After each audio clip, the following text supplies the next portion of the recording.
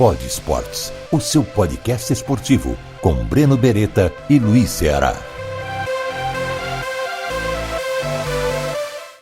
O Pod Esportes é um oferecimento do Café da Serra da Canastra, café gourmet 100% arábica. Peça já pelo site cafedaserradacanastra.com.br. E agora, o Pod Esportes já vai começar.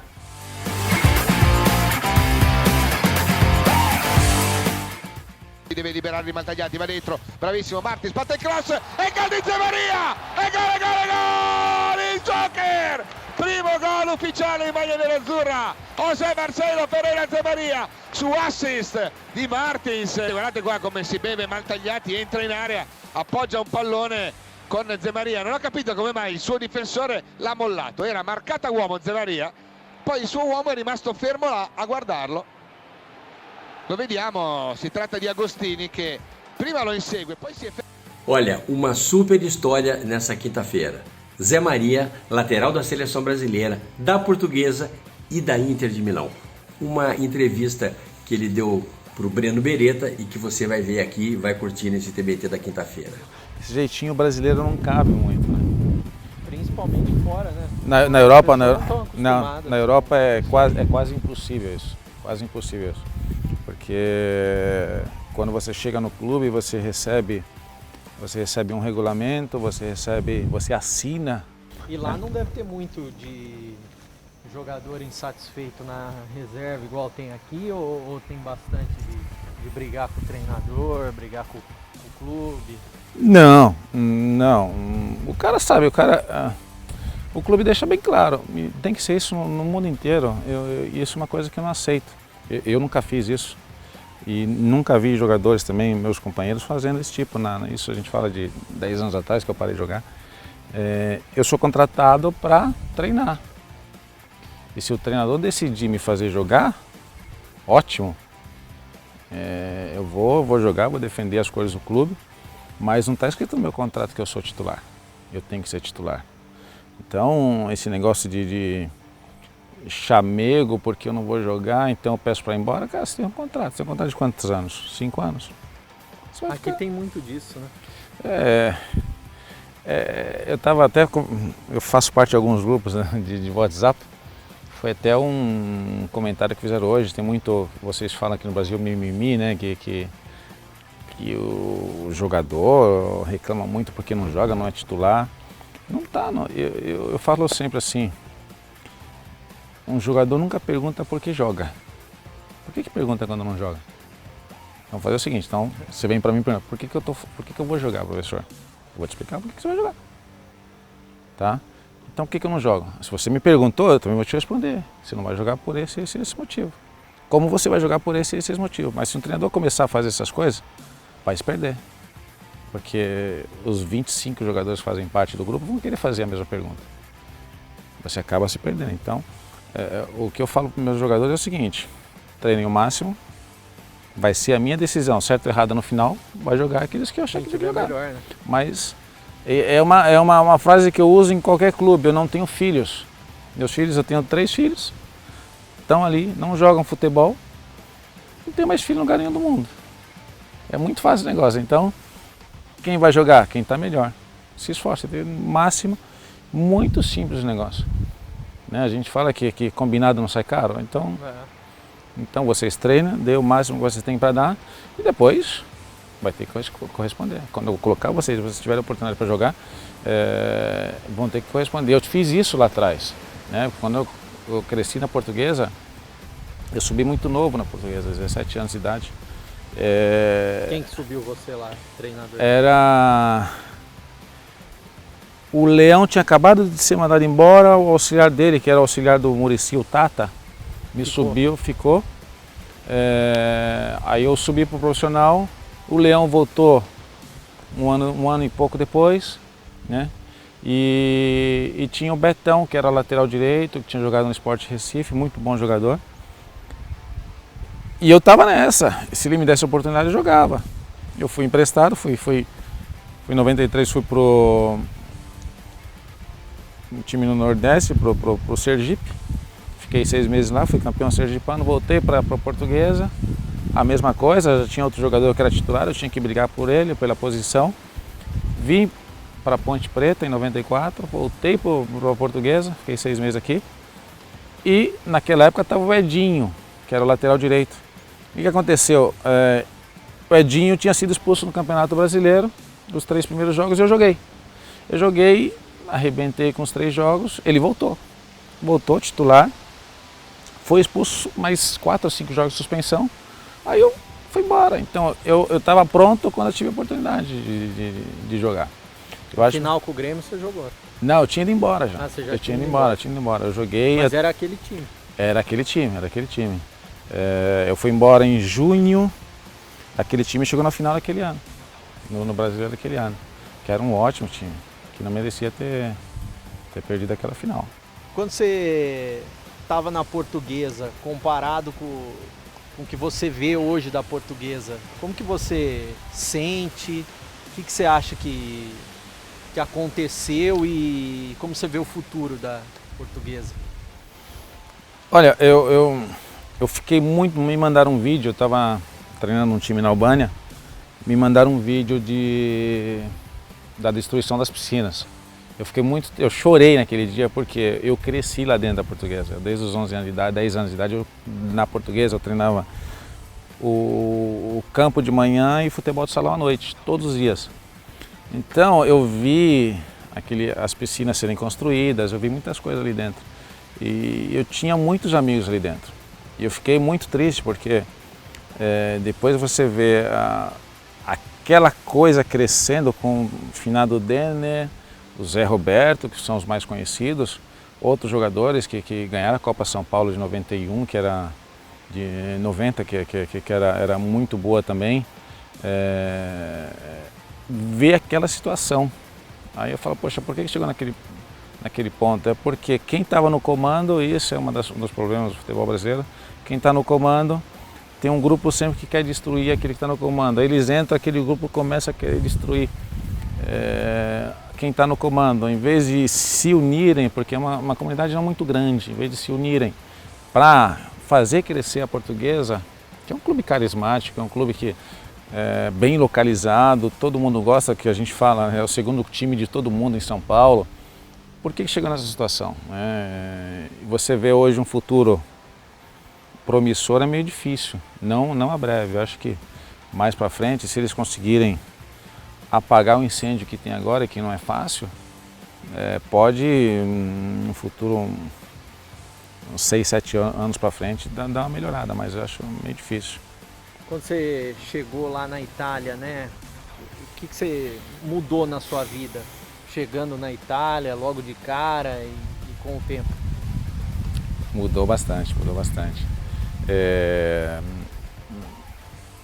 A gente tinha um pessoal muito brincalhão, tinha o Cripa, tinha jogado com Maradona, com Careca, Benariva, que era da seleção, então o pessoal que gostava muito de brasileiro, e a gente desejava muito barato na gente. Pô, chegava lá, brasileiro adora jeans, pô, para de usar jeans, cara, você usa jeans, usa outro tipo de calça. Foi modo de se vestir, modo de falar, usar mais as mãos, que a gente fala, começa a usar muitas mãos, então essas coisas que o italiano usa bastante. Aprender, eu comecei a ter mais curiosidade para aprender as coisas, eu quis aprender o mais rápido possível o idioma, aprender isso fora de campo e dentro do campo, taticamente, que era uma coisa que no Brasil, ainda hoje, deve estar melhorando agora um pouquinho, eu vejo muita diferença entre o futebol europeu e o futebol brasileiro, né? O Brasil, por ter já os 5 títulos mundiais, eu acho que deveria estar um pouco mais evoluído nesse sentido. Mas todas as vezes que a gente vai jogar com a seleção ou com times contra seleções europeias ou times europeus, a gente toma uma sacudida. Então eles equilibram na tática. Eles equilibram na tática e conseguem dar um nó. Vê na seleção que Brasil e Bélgica, Brasil e Alemanha, deixa para lá o resultado, mas não foi só o resultado que o Brasil perdeu, foram os detalhes dentro do campo. Nos mundiais, que vai um time brasileiro ou até argentino, quando vai para uma final do mundial, vai sempre contra um time europeu, que a diferença é muito grande, muito grande. Então, Eu evoluí naquele sentido de saber, porque os primeiros treinos nossos lá foram táticos. O Ancelotti era o cara que trabalha muito nesse lado tático. Ele procura ensinar, que às vezes você fala assim, vou perder um tempo com o jogador. Você não perde um tempo ensinando o jogador, você está ganhando tempo. Se o jogador aprende aquela coisa, ele vai te retribuir em campo, então você ganhou um tempo com ele. É isso que você tem que talvez perder tempo aqui no Brasil, de parar, fazer, porque treino tático para o Brasil era, até quando eu joguei em 2008, era você fazer um coletivo, parar e arrumar, né? E treino tático não é isso, treino tático é outra coisa, então você tem que gastar a maior parte do teu tempo na semana fazendo treino tático. Isso na Europa é feito, né? Você estava contando que quando você chegou, logo de cara, você teve uma lição em relação à pontualidade lá junto com o Amaral, né? Isso foi legal, porque a gente está conversando do jeitinho brasileiro, pô, vamos chegar 5 minutos atrasado, não tem problema. E a intérprete nossa falou assim, ó, marcou um horário, marcou 1h da tarde, 1h, beleza, 1h da tarde, a gente está lá 1h, a gente chegou 1h05. Eu tomei porque eu não esperava esse tipo de reação, a gente não vê esse negócio, mas chega 5 minutos atrasado, tá bom, 5 não tem problema. Ela falou, ó, é o seguinte, aqui 1h é 1h, não é meio-dia 59, nem 1h. 1h, simples assim, tá bom? Nunca mais peguei essa lição e levo para minha vida. Então, com disciplina, com horários, respeito, porque se você respeita as regras, um treinador deu uma regra para os jogadores, os jogadores seguiram, vai todo mundo ganhar. Por quê? Se o jogador não seguir a regra, vai pagar uma multa, então vai perder no bolso. Se o treinador não fizer com que os jogadores sigam a regra, vai ter dor de cabeça. Então vai acabar perdendo aquele equilíbrio que um treinador precisa, o grupo precisa, o clube precisa, a torcida precisa, vocês vão precisar depois. Então é uma coisa que começa pequena, mas fica muito grande, né? É isso que o brasileiro tem que crescer. E crescer dói, né? Eu falo sempre isso.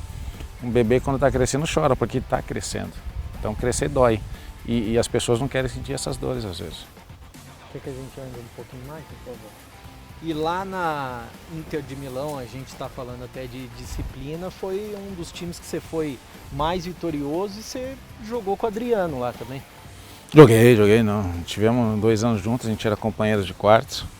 Adoro esse menino, adoro mesmo, de verdade esse menino. Menino que até peguei, por ser mais velho que ele, peguei como se fosse meu irmão mais novo. A gente estava sempre junto, eu estava sempre na casa dele. Foi um período super legal, estava com ele voltando uma viagem, quando o pai dele recebeu a notícia do pai dele que ele tinha morrido.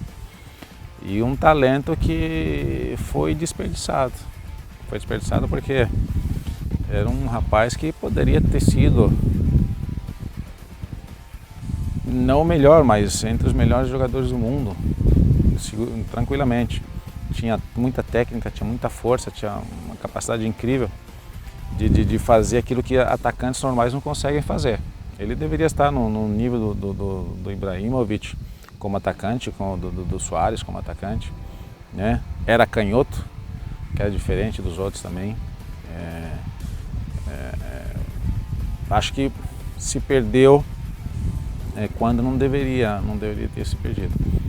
Foi a morte do pai dele, você acha que foi o principal para deixar a cabeça dele meio ruim naquele momento e depois largar tudo?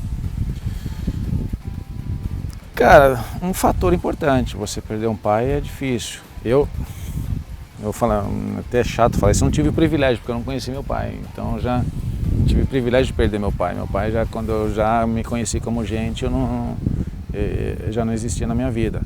Então o pai dele era muito chegado a ele, dava muita ajuda para ele.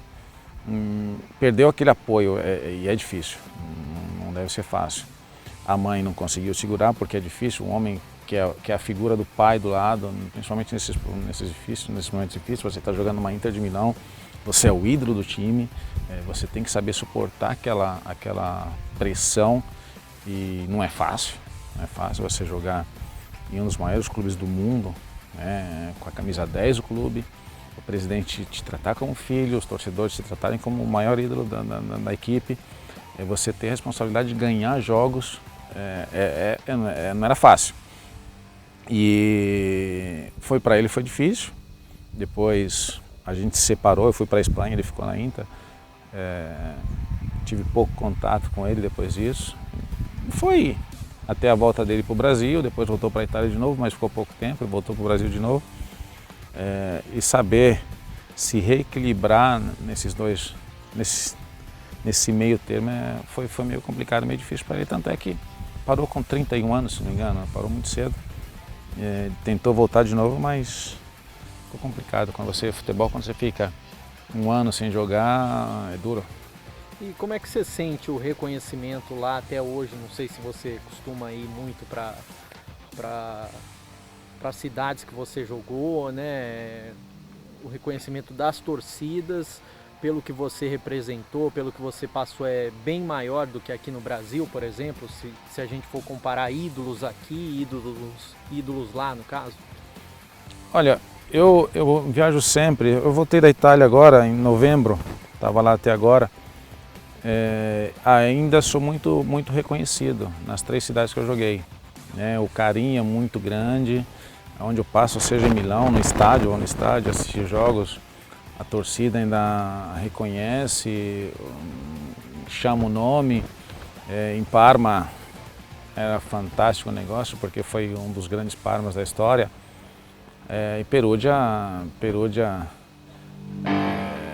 o pessoal fala que só faltava fazer chover em Perugia, então como um jogador, acho que foi a melhor época minha, mesmo eu tendo ganho mais na Inter, mas eu fui campeão no Perugia também, um campeonato no Intertoto, que seria o 3º campeonato europeu. O Canidia jogou lá, né? O Canidia jogou, quem jogou lá foi o Miller. Foi o Miller que jogou lá, o Canidia jogou, não jogou no Perugia. Então fui campeão lá com o Perugia nesse campeonato europeu. E as pessoas lembram, né? Então, eu acho que o ídolo das torcidas ainda são mais bem tratados na Europa. São mais reconhecidos. E onde eu vou, depois que eu passei no Parma, tem 23 anos que eu saí do Parma, 22 anos que eu saí do Parma, toda vez que eu vou na cidade, o pessoal reconhece, ainda pede autógrafo, isso é legal. Perugia, porque eu morava em Perugia, vira uma coisa bem normal, as pessoas reconhecem. E Milão, toda vez que eu vou no estádio, até mesmo pelas ruas, ainda tem o pessoal pedindo foto. E quando que você decidiu se tornar treinador e falou, não, vou fazer os cursos, vou ficar aqui na Itália, não vou voltar para o Brasil? Eu decidi porque quando a gente está conversando, o jogador não quer ficar no banco, né? Eu nunca quis ficar no banco. Eu já fiquei no banco na seleção, já fiquei no banco na Inter, já fiquei no banco. Os outros quase sempre eu fui titular. Aquela adrenalina que você tem, né?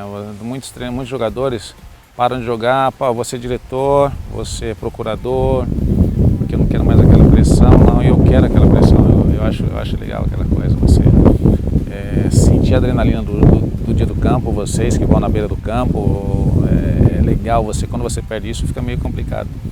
E eu não quis parar de sentir isso, porque eu falo assim, eu não sou político, não sei ser político, tratar de contrato é difícil, você acertar as coisas, então eu falei, não, eu vou seguir na mesma direção que eu estava, então é muito mais simples você parar e continuar como treinador.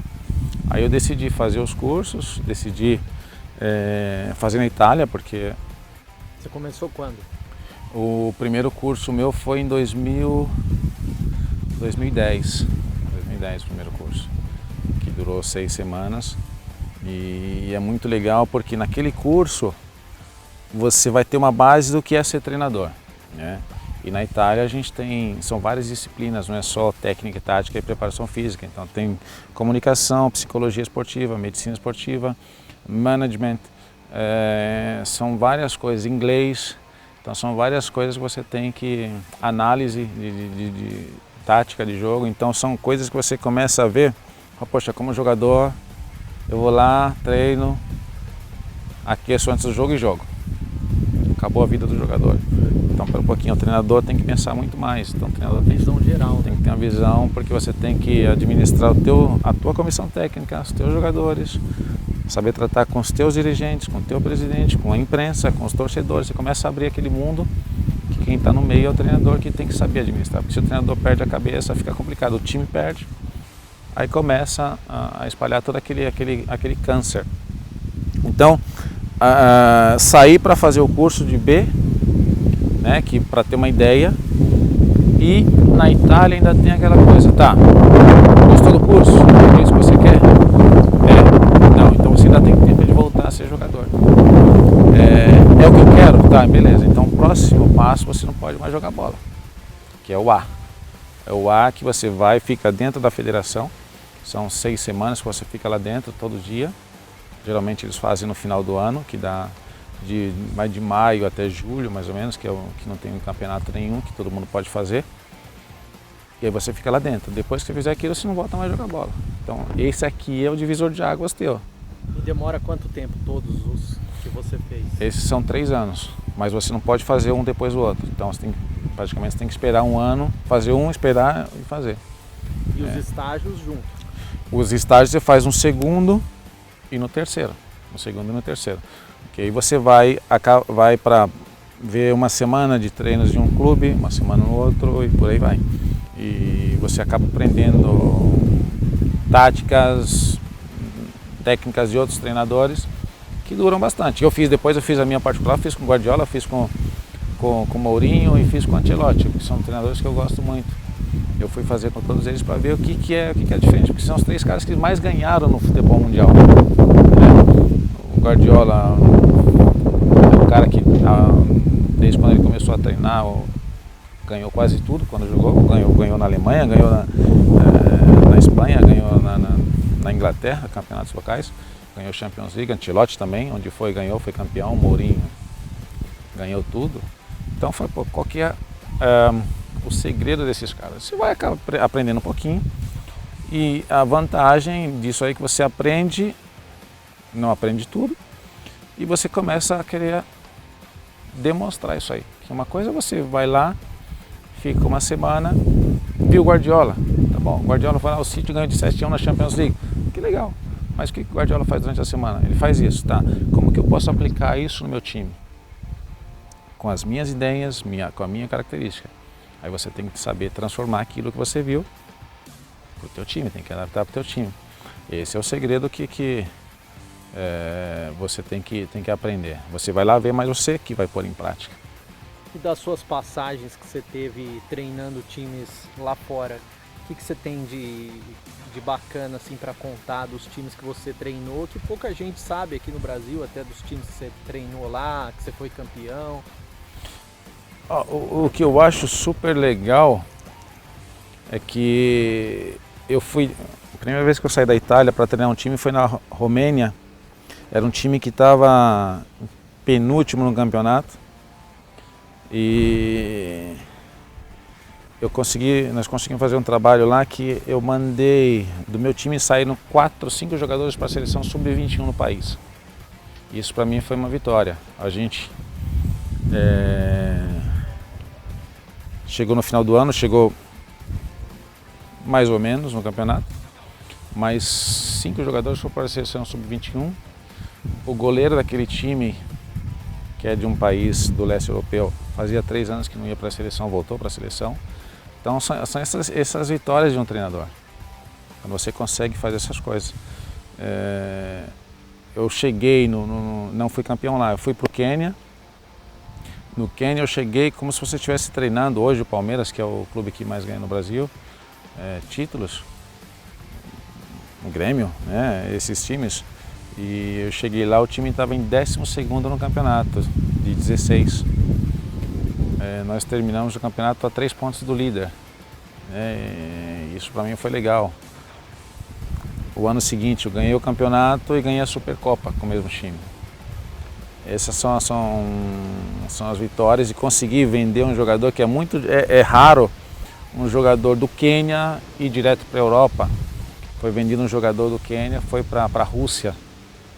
Então, um menino de 18 anos, 17 anos que eu lancei no time profissional também. Essas coisas eu adoro. Você vê o resultado de gente que estava disposto a seguir aquelas ideias do treinador, que viu que dava resultado na Romênia, no Quênia, e deu certo o negócio. Eles estavam dispostos a isso, é o sacrifício que o jogador tem que ter.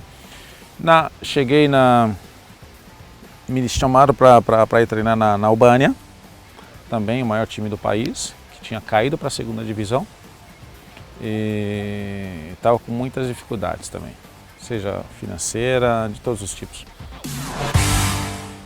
Nós ganhamos o campeonato, ganhamos a Supercopa também lá na Albânia, ganhei a Supercopa e ganhamos o campeonato com 15 pontos de diferença para o segundo colocado. E também lancei jogadores de 16 anos, 16, 17 anos no time profissional, mais 4 jogadores na seleção sub-19 e 2 na sub-21. Foram essas vitórias, além dos títulos, né, você conseguir mandar jogadores para a seleção do país, isso é uma vitória para mim. Aqui no Brasil, se você tivesse feito isso aqui no Brasil, não que lá seja mais fácil, mas você já teria sido reconhecido aqui como um treinador top, né? Não sei. Eu acho que a mentalidade europeia e aquela brasileira são bem diferentes, né? Também tem times no Brasil que você é vice-campeão, o treinador vai mandar embora, né, porque não valoriza que é o vice-campeonato brasileiro, que deveria ser valorizado, porque você vai para a Libertadores. São coisas que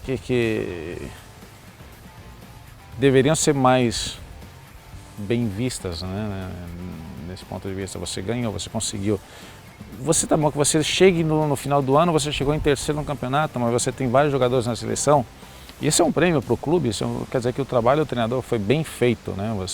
Se o treinador da seleção vem e pega 2 jogadores do teu time, 3 jogadores do teu time, e isso eu tinha. Então não era normal um time da segunda divisão na Albânia ficar com 8 jogadores a menos, porque estavam todos nas seleções dos países. Isso quer dizer que era legal na seleção nacional, na seleção dos outros países, isso era bom para mim. E lá no Quênia, só uma curiosidade, pessoal, os jogadores correm bastante igual os quenianos que participam aí de maratona, esse tipo de coisa, porque eles vêm no Brasil, eles ganham tudo, né? Cara, eles correm muito. E eu aprendi, a gente acaba conhecendo melhor o africano. É um povo fantástico, mas na Itália a gente fala que é furbo. Aqui no Brasil o espertinho, né? E se deixar eles te comem o braço também. Então, a gente eram jogadores que tinham que estar muito com a rédea muito curta. Porque pouquinho que soltava, eles queriam passar por cima. Mas, matéria de correr, cara, não é possível, os caras correm demais. E jogos lá, campo sintético às vezes, temperatura de 30 e poucos graus, que no campo sintético vai mais para cima ainda. Campos horríveis às vezes, que você não conseguia, que para nós brasileiros era difícil até controlar uma bola, para eles era como se fosse nada. Então, eu ficava impressionado com aquele negócio. A técnica deles é igual à nossa brasileira, parece muito com a nossa técnica. O que diferencia o brasileiro do africano é quando o brasileiro coloca uma coisa na cabeça, ele alcança os objetivos, ele quer alcançar outros objetivos. O africano, ele alcança e para. É isso que eu passava para a cabeça deles. Cara, nós alcançamos um objetivo, nós temos um outro mais para frente, e por aí vai. E esse time eu consegui colocar essa mentalidade, porque a gente ganhava e nós ficamos acho que 12 jogos com 12 vitórias. Isso era legal. Tanto é que a torcida, nós empatamos 2 torcidas, ficaram nervosas. Não pode empatar esse time. Cara, de vez em quando tem que ter uma pausa. E matéria de correr era uma coisa absurda. Também é alto pra caramba o Quênia. O Quênia é 1.800 metros de altura. Nairobi, aí você vai, onde eles treinam lá, são 3.400 metros de altura. No Kilimanjaro, aí vai. Na Itália você chegou a a trabalhar na cidade da máfia, você estava contando, né? Como é que foi essa experiência?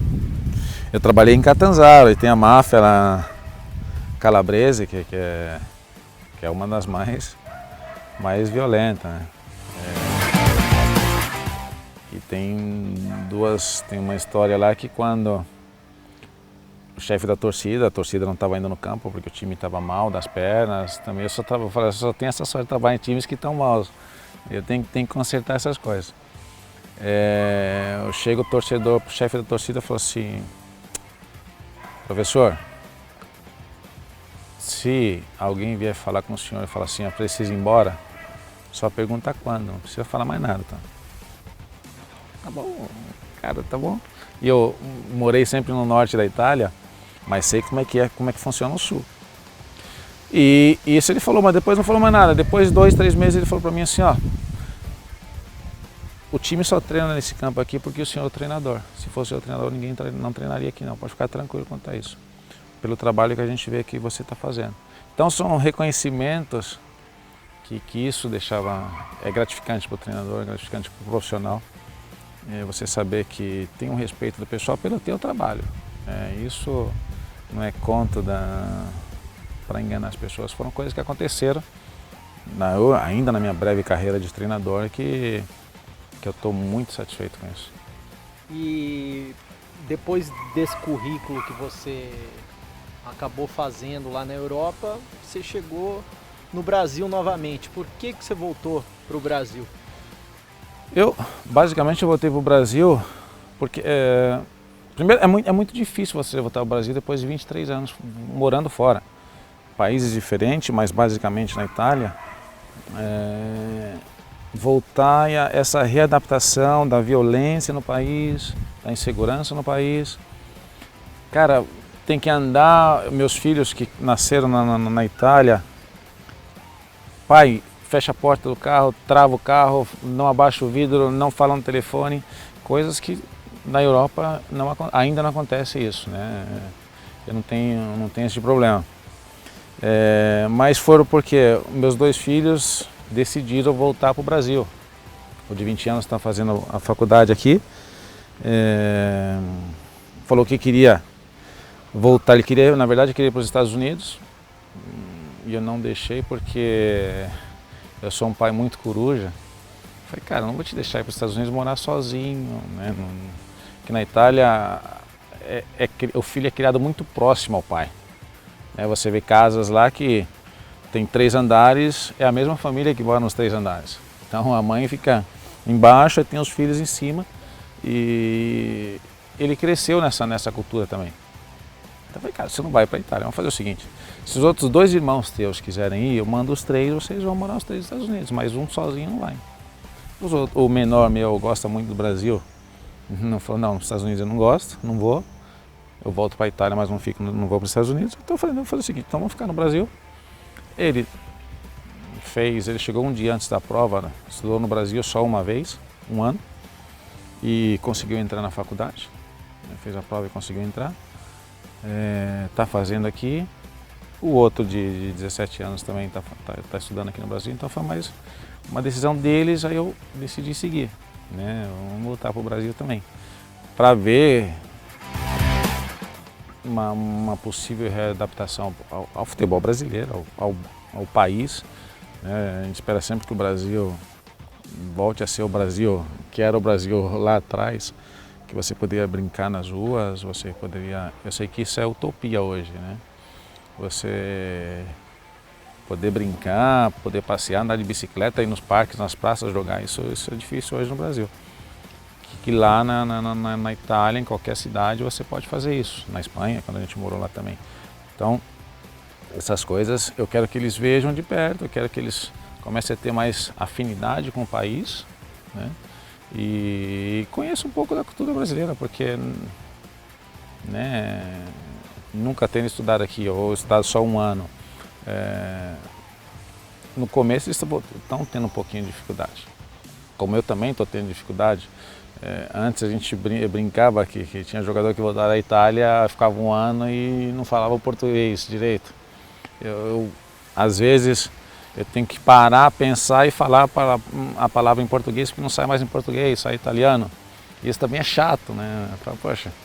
Mas esses foram os motivos básicos. E eu falei para eles, então vou fazer o seguinte, eu vou tentar. Se eu conseguir um trabalho no Brasil, seria excelente.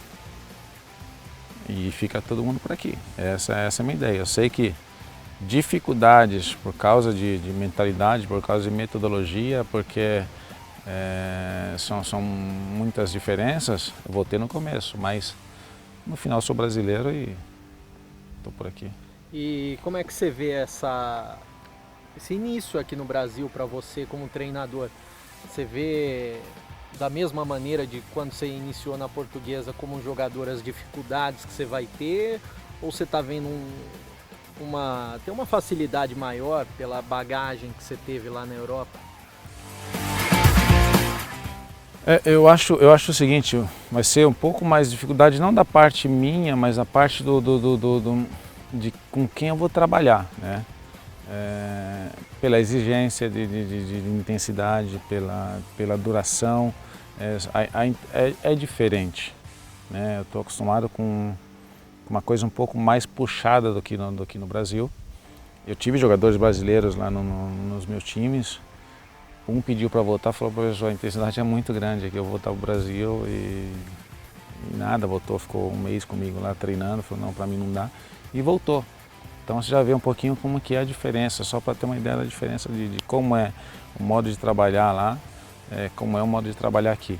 Até que os brasileiros, quando vão para a Europa, tem muita dificuldade, né, no começo. Depois eles crescem. Talvez para mim vai ser a mesma coisa. No começo eu vou ter um pouquinho dessa dificuldade, mas não por adaptação minha ao futebol brasileiro, mas acho que do futebol brasileiro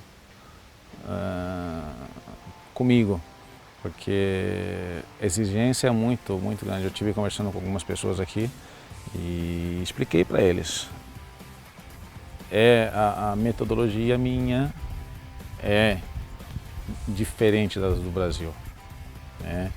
Então é uma coisa que eu acho que pode acrescentar e pode ajudar muito o futebol brasileiro a melhorar, porque uma coisa é quando você vai para a Europa, fica uma semana, um mês fazendo estágio. Uma coisa é quando você vem da Europa com tanto tempo lá, morando lá, trabalhando lá, vivendo lá, vendo tudo aquilo que vocês veem hoje pela televisão aqui, eu vivia isso lá. Então, essa é aquilo que eu posso acrescentar ao futebol brasileiro, né? E, lógico, também vou aprender muito com o futebol brasileiro, que tem muita coisa para aprender. E, por curiosidade, sua esposa é de Campinas, mas você não conheceu ela quando você jogava na Ponte, né? Não. Eu conheci minha esposa, eu já estava na Itália. Foi um ex-procurador meu que me apresentou a minha esposa. Depois de 6 meses que eu cheguei na Itália, eu conheci ela.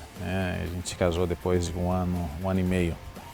E toda vez que vinha para o Brasil, desde 2002 que a gente começou a viver, comprou casa em Campinas e vinha só para passar férias, né? Passava um mês, 25 dias, 20 dias e depois ia embora. E eu estou conhecendo agora em Campinas, né? Ela fala: você está mais campineira do que eu. Eu falo: não estou campineira ainda, eu estou conhecendo um pouquinho. Às vezes eu saio e me perco por aí. Agora eu ponho no Waze e venho embora.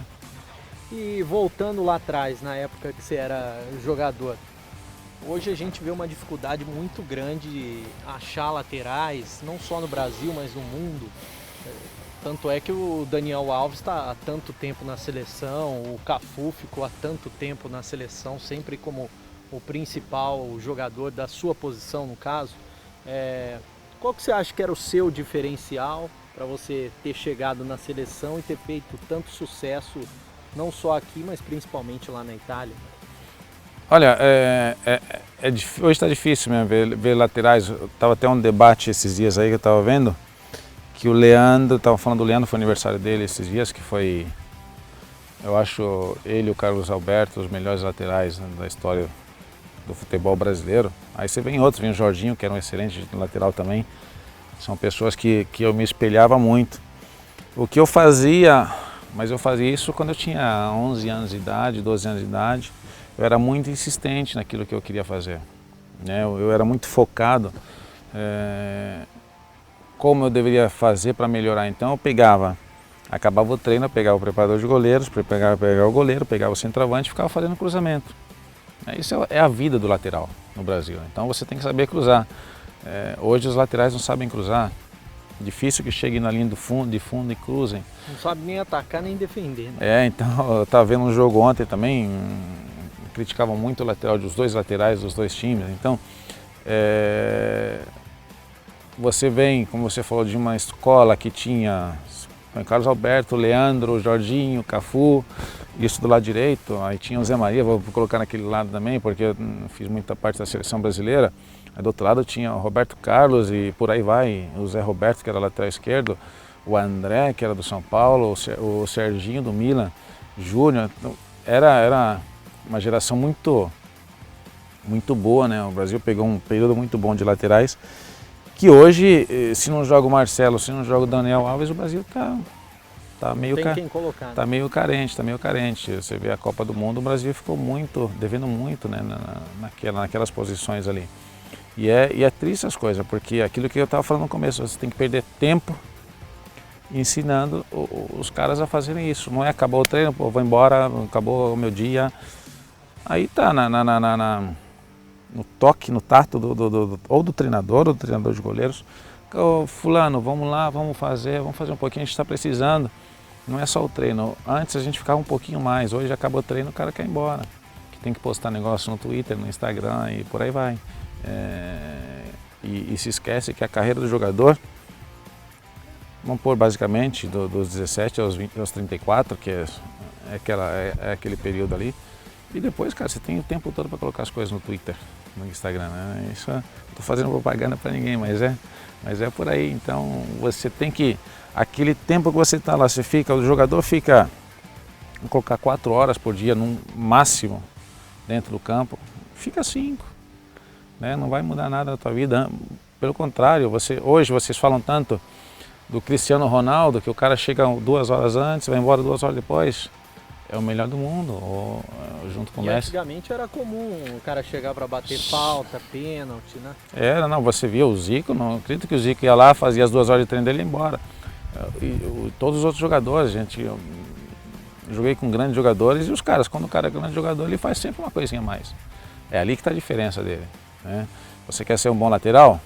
Você tem que fazer 100 metros, tem que saber fazer a diagonal, você tem que fazer o cruzamento, tem que voltar. E são detalhes que você tem que... Ok, eu sei, mas eu preciso de ajuda. Quem quer me ajudar? O treinador.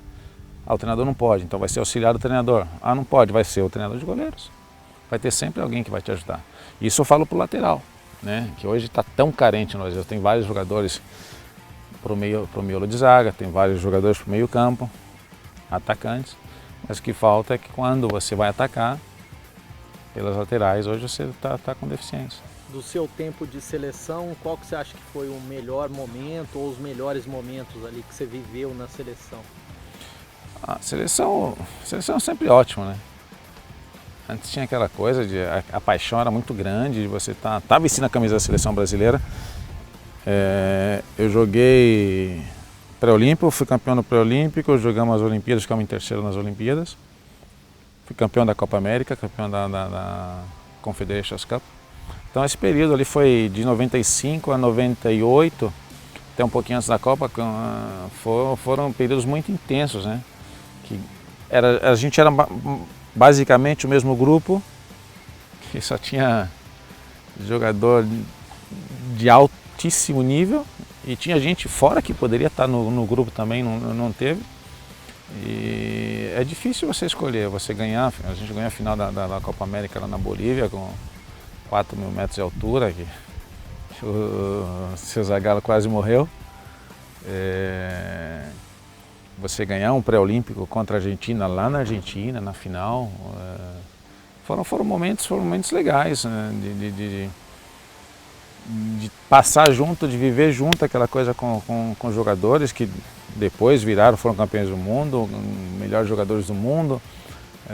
Isso era fantástico. Você queria estar naquele grupo. Você jogava bem, até cheguei a discutir com um jogador no par, eu falei, cara, você tem que jogar bem aqui, porque você vai para a seleção depois.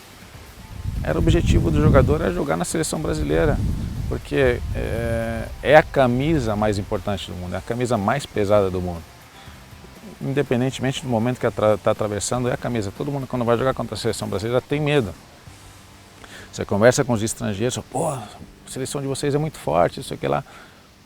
Então, cara, quando você vai, você tem que respeitar, você tem que suar por aquela camisa, né? Você tem que querer estar naquela camisa. E isso hoje está meio superficial o negócio. E não ficou aquele gostinho de ter sido convocado até mais pelo que você jogava, né? Ter sido até aproveitado mais, Copa do Mundo, esse tipo de coisa? Eu era para ter sido convocado na Copa de 98. Poucas pessoas sabem, acho que no Brasil poucas pessoas sabem que eu tive pubalgia, por isso que eu não fui convocado. Eu joguei a Taça Ouro, que era lá nos Estados Unidos, a Gold Cup. Eu joguei com uma pubalgia e eu falei pro Zagallo, professor, não consigo jogar. Ele falou, não, mas você tem que jogar. Acabei jogando, fui mal.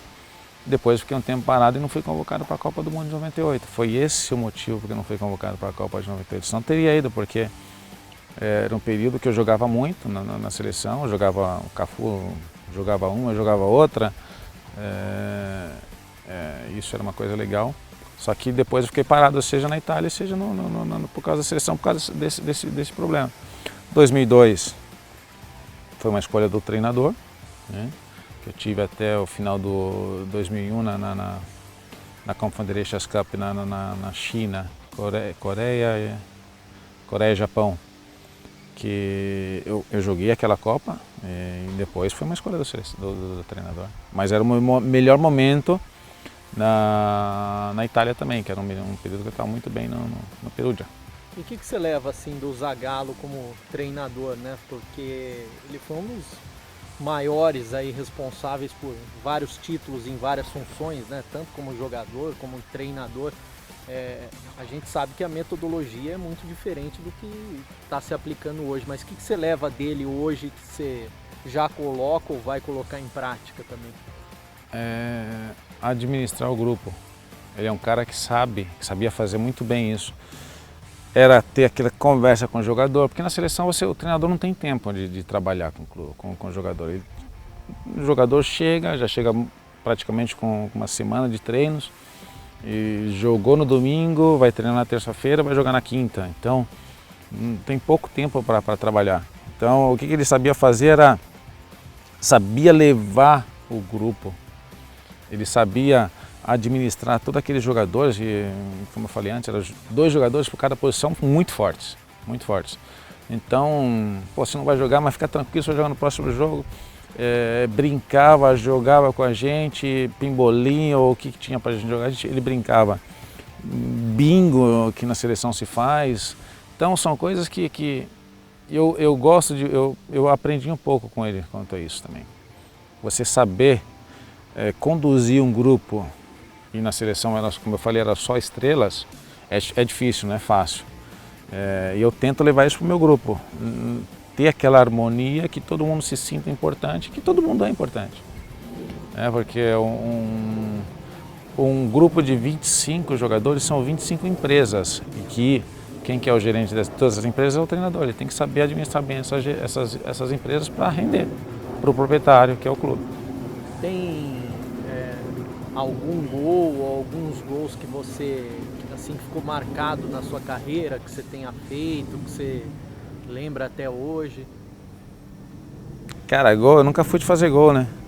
Eu gostava muito de fazer assistências, eu gostava de cruzar, eu adorava, para mim era mais gostoso fazer um cruzamento bem feito do que fazer gol. Eu fiz alguns gols, acho que eu fiz uns 50 gols na minha carreira. E a maioria deles de falta, né? Na Itália eu fiz bastante. Na seleção você chegou a fazer gol? Na seleção eu fiz 2 gols, mas não foi de falta não. Eu lembro, um foi contra o Ghana, que nós ganhamos de 8-1, eu fiz o primeiro gol daquele jogo. Eu fiz 2 gols na seleção brasileira. Um gol que eu fiz com o Palmeiras, que minha esposa recorda sempre, foi contra o Grêmio. Foi quase o meio campo, no Darley, no brasileiro daquele ano. Que ano? Era 99.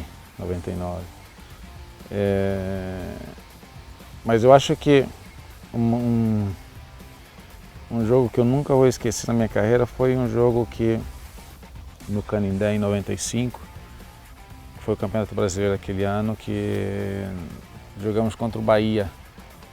Nós ganhamos de 5-2, eu fiz um gol e dei passe para 3.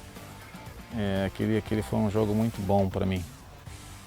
E jogos, tem vários, na Inter tem, Perugia tem, Parma tem. Lá no início, bem no início da minha carreira, teve um jogo, eu tinha 18 anos, um jogo Português e Santos no Canindé, que eu saí desmaiado do campo, tem essa cicatriz aqui, que eu entrei numa dividida entre o Paulinho McLaren e o Vladimir, que eram os dois zagueiros, né? Que era o zagueiro e o centroavante. Eu falo que era um fusquinha que entrou numa dividida com 2 caminhões, né? Eu desmaiei e acordei no vestiário. E eu lembro que estava chovendo muito naquele jogo. Então são esses momentos assim que, alguns mais alegres, alguns mais tristes, que em 22 anos ainda consigo lembrar, né? E para fechar com você, nessa discussão aí que todo mundo fala do Neymar, do Cristiano Ronaldo e do Messi, como que você vê os três assim de diferença? E você acha que um dia o Neymar vai conseguir chegar próximo dos dois? Porque o sonho dele é esse, do brasileiro, é ver um brasileiro melhor do mundo novamente. Eu acho que a grande diferença dos três é o objetivo. Qual que é o objetivo do Neymar? Qual que é o objetivo do Ronaldo, do Messi? O objetivo do Messi, do Neymar, do Messi e do Ronaldo é muito claro. Eles querem ser o melhor jogador do mundo, eles querem ganhar os campeonatos nacionais, ganhar a Champions League e por aí vai. Eles são muito determinados nisso. Essa é a diferença, porque eu digo sempre que cada país tem que ter um ídolo. O Brasil tem que ter o Neymar, a Argentina tem o Messi, o Portugal tem o Neymar, o Cristiano, a Bélgica tem o Hazard, e por aí todo o país tem um ídolo. Aquele ídolo tem que demonstrar cada dia de merecer aquele nível que ele está. O Messi demonstra já há 10 anos, o Ronaldo também. São jogadores que cada ano que passa eles querem melhorar. Tem dificuldades, se tiveram dificuldades eles superaram por cima. Essa é a diferença entre um grande jogador e um bom jogador. Tem dificuldades, eles passam por cima. O Messi fez isso, o Ronaldo fez isso. O Neymar quis simplificar a vida dele. Ótimo jogador, tem uma técnica excelente. Falta objetividade no Neymar, que tem o Ronaldo, que tem o Messi. Com a técnica que eles têm, ele deveria ter muito mais objetividade de fazer gol, que é essa que está fazendo a diferença nos outros dois. Então, o Neymar, acho que ele quis facilitar a vida dele, indo para o Paris Saint-Germain. Quando ele estava no melhor time do mundo, com o melhor jogador do mundo, que ele iria, de consequência, se tornar o melhor jogador do mundo. Ele quis facilitar essa vida. O objetivo dele eu não sei qual é. Então, não acredito que ele esteja no mesmo nível. É um ótimo jogador, mas não está no nível do Messi e do Ronaldo. Pode chegar um dia a ser, se ele tirar o foco de onde ele está hoje e colocar no lugar certo, ele vai com certeza, porque tem muita qualidade para isso. E mudar algumas coisas, tem que colocar mais objetividade no seu modo de jogar. Zé, obrigado e boa sorte aí na sua carreira aqui no Brasil. A gente espera te ver em breve fazendo muito sucesso aqui no futebol brasileiro também, como você já fez jogando agora como treinador, né? Obrigado, foi um prazer falar com vocês. Se Deus quiser, esse sucesso vai chegar também. Pod Esportes, o seu podcast esportivo, com Breno Beretta e Luiz Ceará.